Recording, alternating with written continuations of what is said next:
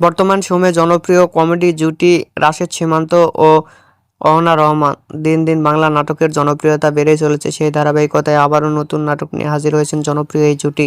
নাটকটির নাম বংশের বাতি। এই নাটকটিতে অভিনয় করছেন বর্তমান সময়ের আলোচিত অভিনেতা রাশেদ সীমান্ত, আলোচিত অভিনেত্রী অহনা রহমান।